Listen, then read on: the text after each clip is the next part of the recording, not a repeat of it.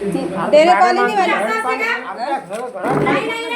तुम्ही म्हणता मॅडम याने चूक करू राहिल्या त्याने चूक करू राहिल्या ग्रामपंचायत आहे माझ्या मीटिंग आहे इथं पण आम्ही कसं मीटिंगला कोणाला बोलू देत नाही पण तुम्हाला येऊ दिलं नाही आम्ही आतमध्ये त्यांनीच आम्हाला बोलावलं मीटिंग मध्ये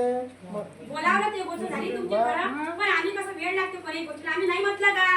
आम्ही असं सांगा आम्ही एकदम नाही म्हटलं नाही आम्ही करतो ना आम्ही करायला तयार आहे ना मॅडम निवेदन दिलं आपण शिवसाहेबांजवळ गेलो शिवसाहेबांनी सांगितलं त्यांना एवढा हायपर कशासाठी होता मॅडम आमच्या जीवावर बितली म्हणून आम्ही म्हणून राहिलो नाही एवढा हायपर कशासाठी होता आमच्या जीवावर बितली म्हणून तुमचं म्हणणं हे आहे का 1 मिनिट वोट घ्यायच्या वेळेस तुम्ही सगळेजण आमच्यापर्यंत येताना आमचा बोलण्याचा अधिकार नाही तुम्ही बोलला म्हणा की आम्ही तुम्हाला इथं आतमध्ये येऊ दिलं नाही तुम्ही म्हणताय ना तुम्ही म्हणताय ना की आम्ही तुम्हाला आतमध्ये येऊ दिलं म्हणजे माणूस या नात्यानं आम्हाला आमचे वोट तुम्हाला चालतात आणि इथं तुम्ही आतमध्ये बी एंट्री कसं काय म्हणू शकता मॅडम तुम्ही रिस्पॉन्सिबल आहेत ना सरपंच आहेत ना तुम्ही आतमध्ये तुम्हाला आम्ही येऊ दिलं काय चाललं इथे काय चाललं मग बोलावलं ना आम्हाला मीटिंग मध्ये